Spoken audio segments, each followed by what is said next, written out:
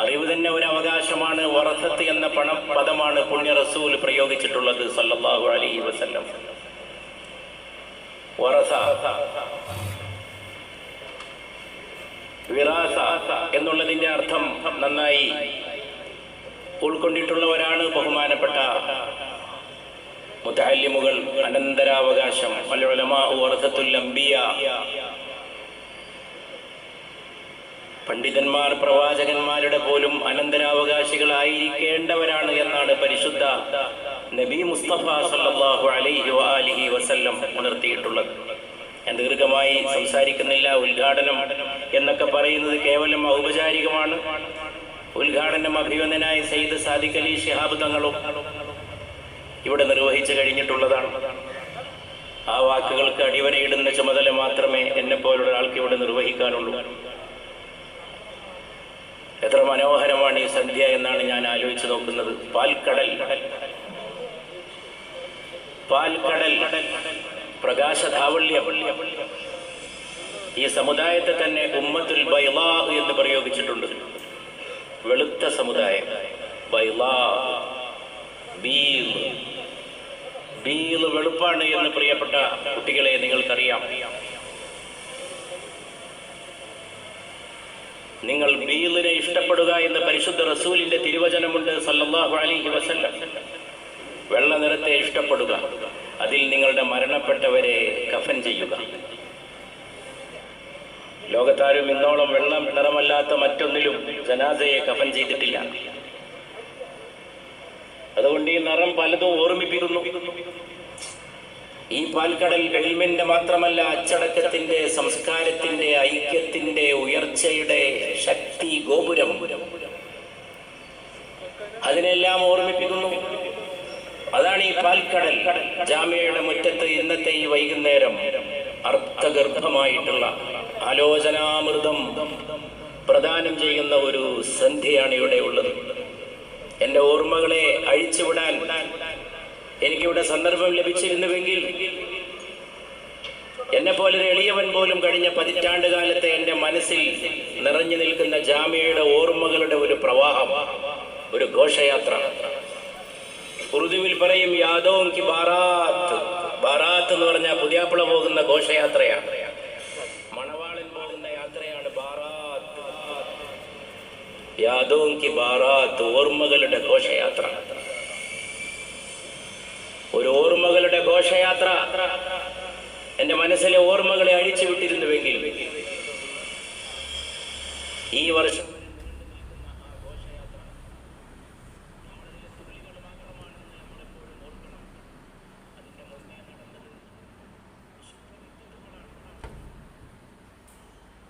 ജാമിയയുടെ മുറ്റത്തേക്ക് കാലുകുത്തുമ്പോ അതിന്റെ ഓരോ മൺതരിക്കും ഹൃദയമുണ്ട് എന്ന് മനസ്സിലാക്കണം.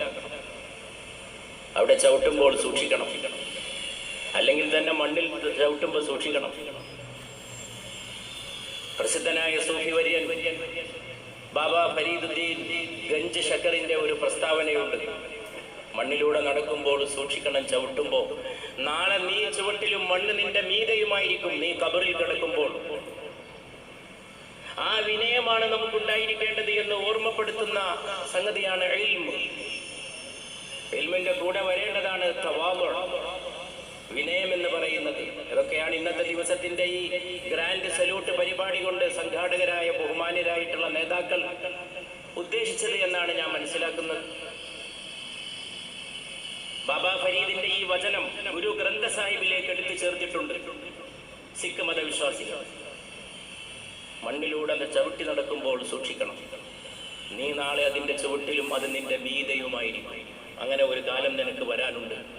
ഏത് മണ്ണിനും അത് ബാധകമാണെങ്കിൽ ജാമിയയുടെ മണ്ണ് മുൻഗാമികൾ, പൂർവികൾ, പൂർവസൂരികൾ അവർ നടന്നു പോയിട്ടുള്ള മണ്ണാണ്. അതുകൊണ്ട് ഇവിടെ വികാരങ്ങളുടെ ഒരു സ്പന്ദമാണ് ഇവിടെ നിൽക്കുമ്പോൾ ഇങ്ങോട്ട് വരുമ്പോൾ അനുഭവപ്പെടുന്നത്. അല്പസമയം മുമ്പ് തങ്ങൾ സംസാരിക്കുകയായിരുന്നു. അതൊരു തുടർച്ചയുടെ പ്രവാഹം മാത്രമാണ്, പുതിയതല്ല, ഒന്നും പുതിയതല്ല. പഴയതിന്റെ കണ്ണി മാത്രമാണ്, തുടരുന്ന ശൃംഖലയാണ്. ശൃംഖലക്ക് സിൽസില എന്നാണ് പറയാ, സിൽസില അല്ലേ? ചെയിനും അങ്ങനെയാണ് പറയാ. നിക്കാഹ് ചെയ്യുന്ന വേദിയിൽ സിൽസിലത്തു ദഹബ്, ഈ സ്വർണ്ണ ചെയിൻ എന്ന് ബഹുമാനപ്പെട്ട ഖാദിമാർ പറയുന്നത് നമ്മൾ കേൾക്കാറുള്ളതാണ്. ഇതൊരു ശൃംഖലയാണ്. ആ ശൃംഖലയുടെ കീഴിലാണ് നാം നിന്നിട്ടുള്ളത്. ഇന്നലെ കഴിഞ്ഞ പോലെ ഞാൻ ഓർക്കുന്നു, ആദരണീയരായ സയ്യിദ് ശിഹാബ് തങ്ങളുടെ, സയ്യിദ് മുഹമ്മദ് അലി ശിഹാബ് തങ്ങളുടെ കാലൊച്ച കേൾക്കുന്നു. ഞാനിവിടെ നിൽക്കുമ്പോൾ സയ്യിദ് ശിഹാബ് തങ്ങളുടെ കാലൊച്ച കേൾക്കുന്നു. ശിഹാബ് തങ്ങൾ ഈ വേദിയിൽ ഇരുന്ന് മന്ദസ്മിതം തൂങ്ങുന്നത് ഉള്ളുകൊണ്ട് അനുഭവിക്കാൻ എന്താ പ്രയാസം?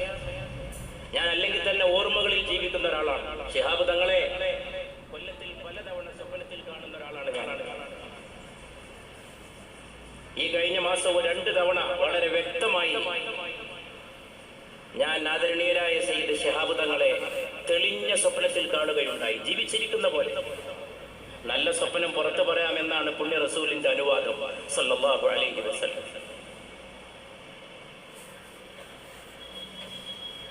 ആ പുഞ്ചിരി, പരിസരത്തെ മുഴുവൻ നിലാവിൽ മുക്കിയ ആ പുഞ്ചിരി, ഈ വേദി. ഞാൻ അവിടെ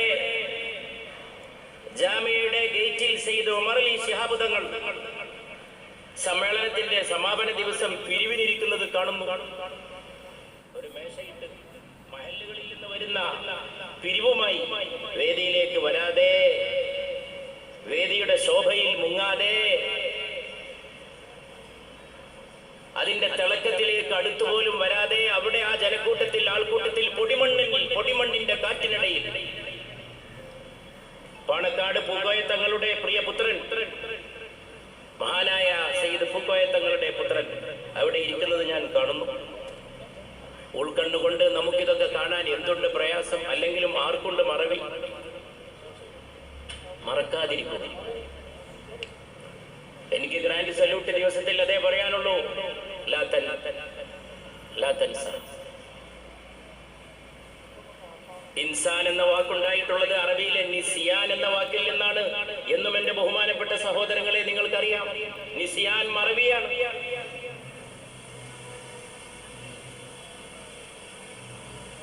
നമ്മൾ അതുകൊണ്ട് ആ കാലഘട്ടത്തെ നമ്മുടെ നെഞ്ചോട് ചേർക്കുന്നു. ആ ഓർമ്മകൾക്ക് മരണമില്ല. ശംസുൽ ഉലമയുടെ വാഗ്ധോരണി അതിങ്ങനെ ഒഴുകി വരുന്നത് കേൾക്കുന്നു. ഉസ്താദ് കണ്ണിയത്ത് മുസ്ലിയാർ അവരുടെ കിടുക്കിടമുണ്ടാക്കുന്ന ദുആ, ഉൾക്കിടിലമുണ്ടാക്കുന്ന പ്രാർത്ഥന അത് കേൾക്കുന്നു. യാ വദൂദ് യാ വദൂദ് യാ വദൂദ് എന്ന മന്ത്രം എന്റെ ഉള്ളിൽ, എന്റെ നെഞ്ചിൽ മുഴങ്ങുന്നു. യാ വദൂദ് യാ വദൂദ്. ജാമിയയുടെ സ്റ്റേജിൽ എത്ര വർഷമാണത് കേട്ടത്? 980-കൾ മുതലുള്ള ഓർമ്മകൾ. എന്നെ പോലെ എളിയ മനുഷ്യനുണ്ടെങ്കിൽ ഇവിടെ ഇരിക്കുന്ന ബഹുമാനപ്പെട്ട ഉസ്താദുമാർക്ക്, നേതാക്കൾക്ക് എത്ര ഓർമ്മകൾ കാണും? അതായത് 4 പതിറ്റാണ്ട് കാലത്തെ ഓർമ്മകളെ കുറിച്ചാണ് എന്നെ പോലെ ഒരു ചെറിയ മനുഷ്യൻ തന്നെ പറയുന്നത്. 40 കൊല്ലത്തിനിടെ കാലത്തെ ഓർമ്മകൾ, 4 പതിറ്റാണ്ട്, 980-കൾ മുതൽ ഈ സ്റ്റേജ് കയറിയിട്ടുള്ള ഒരാളാണ് ഈ എളിയവൻ. 80-കൾ, അതിനിടയിൽ എന്തൊക്കെ കാര്യങ്ങൾ. ഞാനിവിടെ ചിലപ്പോഴൊക്കെ പറഞ്ഞിട്ടുണ്ട്. എന്റെ ബഹുമാനപ്പെട്ട സുഹൃത്ത് മുഹമ്മദ് ഫൈസി, ഇന്നലെ ഞാൻ പത്രം നിർനിമേഷം നോക്കി നിന്നു. അഭിവന്ദനായ സയ്യിദ് സാദിഖ് അലി ശിഹാബ് തങ്ങൾ ബഹുമാനപ്പെട്ട മുഹമ്മദ് ഫൈസിയുടെ പേരിലൂടെ ഒരു കെട്ടിടത്തിന്റെ ഉദ്ഘാടനം നിർവഹിച്ചതിന്റെ ചിത്രം ഞാൻ നോക്കി നിന്നു. കഴിഞ്ഞ 4-5 ദിവസം മുഴുവൻ ജാമിയയെ നമ്മൾ അനുധാവനം ചെയ്യുകയാണ്. ഇവിടെ നടക്കുന്ന ജനനിബിഡമായിട്ടുള്ള സദസ്സുകൾ ഞാൻ വിളിക്കണമെന്ന് തോന്നിയിട്ട് പോലും സയ്യിദ് സാദിഖ് അലി ശിഹാബ് തങ്ങളെ ഒരു നേരം പോലും വിളിച്ചില്ല. കാരണം ഇതിന്റെ തിരക്കുകൾ, രാപ്പകലുകൾ, എന്റെ ഒരു ടെലിഫോൺ കോളിന്റെ ഒരു ബുദ്ധിമുട്ടെങ്കിലും ഒഴിവാക്കാൻ മനഃപൂർവ്വം വിളിച്ചില്ല. ഇന്നിവിടെ നോക്കിയപ്പോൾ ഞാൻ എന്റെ പിറകിൽ കണ്ടു ഈ മനോഹരമായ ശില്പകലയുടെ ഗാംഭീര്യത്തോടെ മുഹമ്മദ് ഫൈസിയുടെ പേരുകൾ അവിടെ മുദ്രണം ചെയ്യപ്പെട്ടിരിക്കുന്നു. അദ്ദേഹം അങ്ങോട്ടും ഇങ്ങോട്ടും നടക്കുന്നത് ഞാൻ കാണുന്നു. അദ്ദേഹത്തിന്റെ വേർപാടിന് ശേഷം ഞാൻ നീട്ടി സംസാരിക്കുന്നില്ല, ചുരുക്കുകയാണ്. പറഞ്ഞാൽ ഒരുപാട് പറഞ്ഞു പോകും. കാരണം വികാരങ്ങൾ സംസാരിക്കുകയാണ്, വികാരങ്ങൾക്ക് നാവുണ്ട്. ഞാനൊന്നും മിണ്ടാതിരുന്നാൽ കാറ്റു മടങ്ങും, കവി പറഞ്ഞ പോലെയാണ്. ഞാൻ മൗനിയായപ്പോ കാറ്റും മൗനിയായി.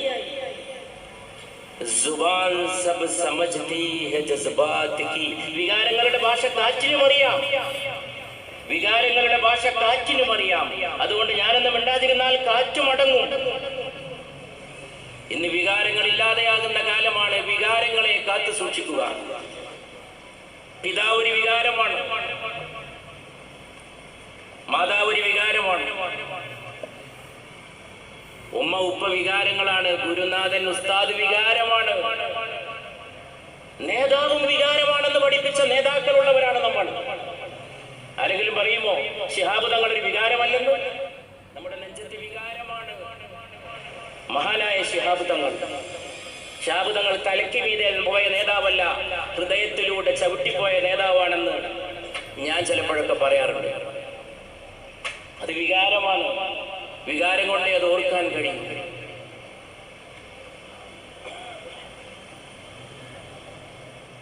അതുകൊണ്ട് പ്രിയപ്പെട്ട കുട്ടികളെ, ഇതിനെ കുറിച്ചല്ലാതെ എനിക്കൊന്നും പറയാനില്ല. ആ ഭൂതകാല സുഹൃതം നിങ്ങൾ ഭാഗ്യവാന്മാരാണെന്നാണ് ബഹുമാനപ്പെട്ട സയ്യിദ് അബ്ബാസ് അലി ശിഹാബ് തങ്ങൾ നിങ്ങൾക്ക് പ്രതിജ്ഞ ചൊല്ലി തന്നത്. ആദ്യത്തെ വാക്ക് ഭാഗ്യം എന്ന വാക്കാണ് അഭിവന്ദനായ തങ്ങൾ ചൊല്ലിത്തന്നത്. ഞാൻ ഇവിടെ പഠിക്കാൻ സാധിച്ചത്, ഇതിന്റെ ഒരു കോളേജിൽ പഠിക്കാൻ സാധിച്ചത് അള്ളാഹു എനിക്ക് കനിഞ്ഞ ഭാഗ്യം എന്നാണ് നിങ്ങളുടെ പ്രതിജ്ഞയുടെ ആദ്യത്തെ വാചകം. സഈദുൻ ഔ ശഖീയുൻ. 4 മാസം ഒരു മലക്കിനെ ഗർഭാശയത്തിലേക്ക്, ഉമ്മയുടെ ഗർഭാശയത്തിലേക്ക് അള്ളാഹു നിയോഗിക്കുമെന്ന് ഷഫീഉന ഖൈറുൽ വറാ താഹ റസൂലുള്ളാഹി സ്വല്ലല്ലാഹു അലൈഹി വസല്ലം ഒക്കെ എഴുതി വെക്കും. എഴുതി വെച്ചിട്ട് അവസാനം എഴുതും, ഇയാള് ഭാഗ്യവാനോ നിർഭാഗ്യവാനോ, ഇയാളോ ഇവളോ, സഈദോ ശഖീയോ. അതിന്റെ അവസാനം പുണ്യനബി പറയുന്ന ഒരു വാക്കുണ്ട് സല്ലല്ലാഹു അലൈഹി വസല്ലം, പേനകൾ ഉയർത്തപ്പെട്ടിരിക്കുന്നു, മഷി ഉണങ്ങിയിരിക്കുന്നു. വല്ലാത്ത വാക്കാണ്. ആ ഒറ്റ ഹദീസ് ലോകം മുഴുവനും എക്കാലവും നിങ്ങൾ ജനങ്ങൾക്ക് പറഞ്ഞു കൊടുക്കണം.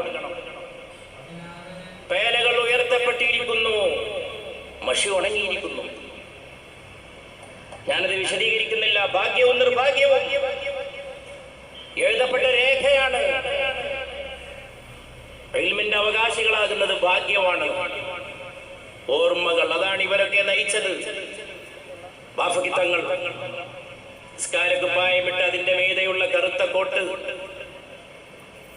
ജാമിയ സമ്മേളനത്തിലേക്ക് അവർ നടന്നു വരുന്ന ചിത്രത്തിന്റെ ഗാംഭീര്യം, വഖാർ, സാഹിബുൽ വഖാർ അവരായിരുന്നു. ശംസുൽ ഉലമയുടെ ഓരോ ആ കാലഘട്ടത്തിലെ ഞാൻ ആ ഓർമ്മകളെ കുറിച്ച്, ആ ഓർമ്മകൾ അയവിറക്കുക മാത്രമാണ് ചെയ്യുന്നത്. ആ ഓർമ്മകൾ ജാമിയയുടെ ഏറ്റവും വലിയ മൂലധനമാണ്.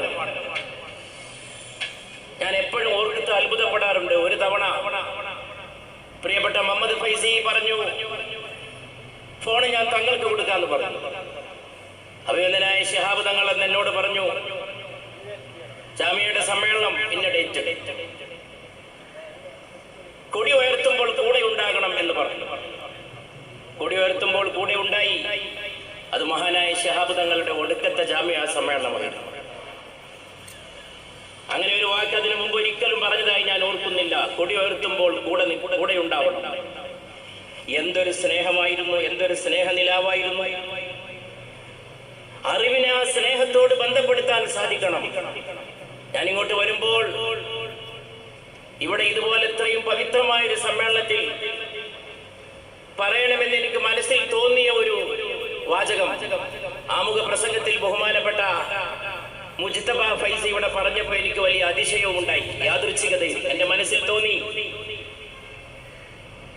ഇന്ന ഹാദൽ ഇൽമ ദീനുൻ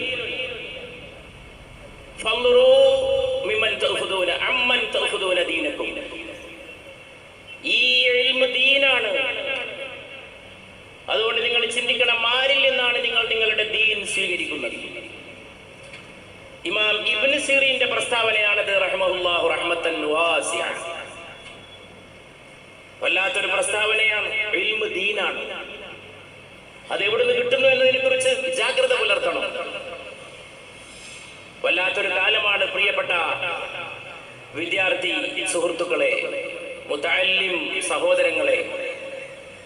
വലിയ കുഴപ്പങ്ങളാണ്. മനുഷ്യന് കരുണയില്ലാതായി തീരുന്ന കാലമാണ്.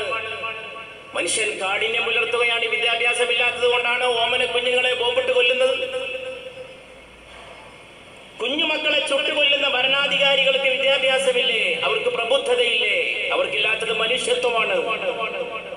അതുകൊണ്ട് അറിവ് കൊണ്ട് മനുഷ്യത്വത്തെ നിർമ്മിക്കണം. അതാണ് ഈ കാലഘട്ടത്തിലെ ദൗത്യം. അതായിരിക്കട്ടെ ഇന്നത്തെ ഗ്രാൻഡ് സല്യൂട്ടിന്റെ ബഹുമാനപ്പെട്ട സയ്യിദ് അബ്ബാസ് അലി ശിഹാബ് തങ്ങൾ നമുക്ക് ചൊല്ലിത്തന്ന പ്രതിജ്ഞയുടെ അതിനോടുള്ള പ്രതികരണം എന്ന നിലയിൽ നമുക്കെടുക്കാനുള്ള തീരുമാനം, ലോകം അന്ധമായി തീരുകയാണ്. കാലറ്റ് കിടക്കുന്ന ഒരു കുഞ്ഞിന്റെ ചിത്രമുണ്ട് ഇന്നലെ പത്രത്തിൽ. മുറിക്കപ്പെട്ട കാല്. ആ കുഞ്ഞിരുന്നൊരു മൊബൈലിലേക്ക് എന്തോ നോക്കുകയാണ്. ഉമ്മയും കൊന്നിരിക്കുന്നു, ബാപ്പയും കൊന്നിരിക്കുന്നു, അവന്റെ 2 കാലുകളും നഷ്ടം. അങ്ങനെ എത്രയോ കുഞ്ഞുങ്ങൾ. ഒരു യുദ്ധത്തിൽ കുട്ടികൾ മരണപ്പെട്ടു എന്ന് കേട്ടപ്പോൾ കണ്ണ് നിറഞ്ഞ് കരഞ്ഞ പുണ്യ റസൂലിനെ ഓർക്കണം സല്ലല്ലാഹു അലൈഹി വസല്ലം. ഇത് ദയയില്ലാത്ത ലോകമാണ്. ഞാൻ ഈ കഴിഞ്ഞ പാർലമെന്റ് സമ്മേളനത്തിൽ ലോക്സഭയിൽ ഉപധനാഭ്യർത്ഥനയുടെ ചർച്ചയിൽ ജപ്പാനിലെ ഒരു കാര്യം സൂചിപ്പിച്ചിരുന്നു. ജപ്പാൻ ലോകത്തിലെ ഏറ്റവും വലിയ 3ാമത്തെ സമ്പദ് ശക്തിയാണ്. അത് പറഞ്ഞുകൊണ്ട് ഞാൻ അവസാനിപ്പിക്കാം. അവിടെ 20 മിനിറ്റിൽ ഒരാളാണ് ആത്മഹത്യ ചെയ്യുന്നത്. 20 മിനിറ്റിൽ ഒരാൾ ആത്മഹത്യ ചെയ്യുന്ന രാജ്യമാണ് ജപ്പാൻ എന്ന് നിങ്ങൾ അറിഞ്ഞിട്ടുണ്ടോ? 20 മിനിറ്റ് കഴിയുമ്പോൾ ഒരാൾ സ്വയം മരിക്കും. ആളുകൾക്ക് ജീവിതത്തോട് താല്പര്യമില്ല, ശൂന്യതയാണ്. കാശുണ്ട്, പണമുണ്ട്, ഭൗതിക പ്രമത്തതയുണ്ട്, സയൻസ് ഉണ്ട്, ടെക്നോളജി ഉണ്ട്, പുരോഗതിയുണ്ട്.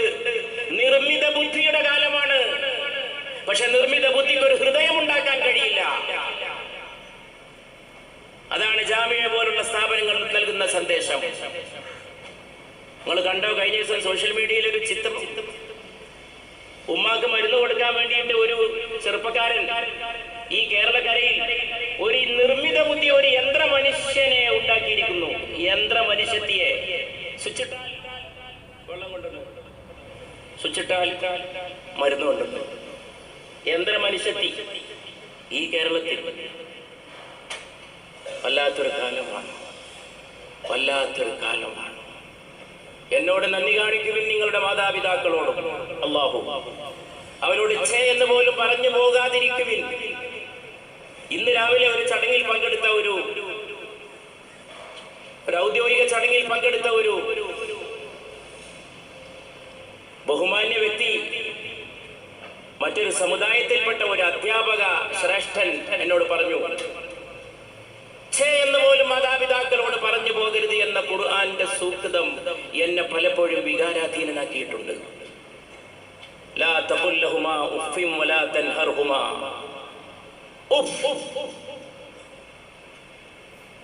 ഞാൻ പങ്കെടുത്ത ഒരു അറബ് ഭാഷാ സെമിനാറിൽ പങ്കെടുത്ത ഒരു ജോർദാൻ പണ്ഡിതൻ അരമണിക്കൂർ അവതരിപ്പിച്ച പ്രബന്ധം ഉഫ് എന്ന വാക്കിനെ കുറിച്ചായി. ലാ തഖുൽ ലഹുമാ ഉഫ്ഫിൻ. നീരസത്തിന്റെ ഒരു വാക്ക് പോലും പറയരുത്. അവിടുന്നൊക്കെ പോയി എവിടെ എത്തിയിരിക്കുന്നു? നിർമ്മിത ബുദ്ധിയുടെ കാലമാണ്. AI എന്നാണെന്ന് പൊതുവെ ഉപയോഗിക്കപ്പെടുന്ന വാക്ക്. അത് എയർ ഇന്ത്യ അല്ല. പണ്ട് എ എന്ന് പറഞ്ഞ എയർ ഇന്ത്യയാണ്. ഇന്ന് ആർട്ടിഫിഷ്യൽ ഇന്റലിജൻസ് ആണ്. നിർമ്മിത ബുദ്ധി എങ്ങോട്ടായി പോക്കെന്ന് പറയാൻ സാധിക്കില്ല. ജപ്പാനിൽ മാതാപിതാക്കൾ നടികളെ വാടകക്കെടുക്കുകയാണ്. തെറ്റായൊരു കാര്യത്തിനാണെന്ന് ചിന്തിച്ചു പോകല്ലേ. നടികളെ വാടകക്കെടുക്കാൻ നല്ലൊരു കാര്യത്തിനാണെന്ന് പറയാം. എന്താണ്? ഞായറാഴ്ചകളിൽ അവർ വന്ന് ഒറ്റക്കിരിക്കുന്ന മാതാപിതാക്കളെ ഹലോ പറഞ്ഞു പോകാൻ. പെൺമക്കൾ അടുത്തു നോക്കാത്തതിനാൽ ജപ്പാനിലെ മാതാപിതാക്കൾ മകളുടെ ഒരു കൂറ്റ് കേൾക്കാനുള്ള മോഹത്താൽ ചെയ്യുന്ന പണി അവരെ വാടകക്കെടുക്കുന്നു. ഞായറാഴ്ച വന്ന് ഹലോ പോ, ഹലോ മോം എന്ന് പറഞ്ഞു പോകും. അതിന് കാശ് കൊടുക്കുന്നു. ഇന്ന ഹാദൽ ഇൽമ ദീനുൻ. ഈ അറിവ് ദീനാണ്. മാതാവ്, പിതാവ്, ആരോടാണ് ഏറ്റവും കൂടുതൽ കൂറ് പാലിക്കേണ്ടത്? നിന്റെ മാതാവിനോട്. വീണ്ടും ചോദ്യം, പിന്നെ ആരോട്? ലോകഗുരുവിന്റെ, വിശ്വപ്രവാചകന്റെ, വിശ്വവിമോചകന്റെ റൂഹി ഫിദാ റസൂലുള്ളാഹി സ്വല്ലല്ലാഹു അലൈഹി വസല്ലമയുടെ മറുപടി രണ്ടാമതും നിന്റെ മാതാവിനോട്. പിന്നെ ആരോടെന്ന ചോദ്യത്തിന് മൂന്നാമതും മറുപടി നിന്റെ മാതാവിനോട്. അവസാനം പറയുന്നു നാലാമത്തെ ചോദ്യത്തിന് മറുപടി നിന്റെ പിതാവിനോട് എന്ന്. അതാണ് ഈ കാലം. ജപ്പാനിലെ മൂന്നാമത്തെ സംഗതി, ആളുകൾ ഇങ്ങനെ മരിച്ചു കിടക്കുന്നുണ്ടാവും വീടുകളിൽ. ദിവസങ്ങളും ആഴ്ചകളും കണ്ടിട്ടേ മൃതദേഹം ലഭിക്കൂ. മൃതദേഹം ആളുകൾ തിരിച്ചറിയൂ. ആരും നോക്കാനില്ലാതെ അവർ മരിച്ചു കിടക്കും. ആരും ശ്രദ്ധിക്കാൻ? ആരും ആരെയും ശ്രദ്ധിക്കുന്നില്ല. ആരും ആരെയും സ്നേഹിക്കുന്നില്ല. ആരും ആരെയും തലോടുന്നില്ല. മനുഷ്യത്വമില്ല, സാഹോദര്യമില്ല, സ്നേഹമില്ല. പണമുണ്ട്, വിദ്യാഭ്യാസമുണ്ട്, ടെക്നോളജിയുണ്ട്, വിദ്യാഭ്യാസമുണ്ട്, വിദ്യയുടെ അഭ്യാസങ്ങളുണ്ട്. ഇന്ന് വിദ്യാഭ്യാസം അവിദ്യ വർദ്ധിപ്പിക്കുകയാണ്, അജ്ഞാനം ഉണ്ടാക്കുകയാണ്. അവിടെയാണ് ഇങ്ങനെയുള്ള പ്രതിഭാസത്തെ ജപ്പാൻകാർ വിളിക്കുന്നത് കോദോകുഷി എന്നാണ്. നോക്കാനില്ലാത്ത ആളുകളുടെ മൃതദേഹങ്ങളെ അവർ കോദോകുഷി എന്ന് വിളിക്കുന്നു. അതുകൊണ്ട് പ്രിയപ്പെട്ടവരെ, ഇങ്ങനെയുള്ള ഭൗതികത വർദ്ധിക്കുമ്പോൾ അത് വളരെ വലിയ കഷ്ടപ്പാടിലേക്ക് നയിക്കും. അള്ളാഹു തന്നതിനെ തുടർന്ന് ആ പരീക്ഷണങ്ങൾ ഏറ്റെടുത്ത് അള്ളാഹുവിലേക്ക്, സൃഷ്ടാവായ റബ്ബിലേക്ക് അണയുകയാണ് ചെയ്യേണ്ടത്. ولقد أرسلنا إلى أمم من قبلك فأخذناهم بالبأساء والضراء لعلهم تضرعوا. അള്ളാഹുവിലേക്ക് അണയാൻ അതെല്ലാം പ്രേരിപ്പിക്കുമാറാകട്ടെ. അങ്ങനെ ഈമാൻ കാത്തു സൂക്ഷിക്കുവാനും നമുക്ക് സാധിക്കട്ടെ. ഈമാൻ വളരെ വിലപ്പെട്ടതാണ്. അതെപ്പോഴാണ് കയ്യിൽ നിന്ന് പോകുക എന്ന് കാണാൻ സാധിക്കില്ല.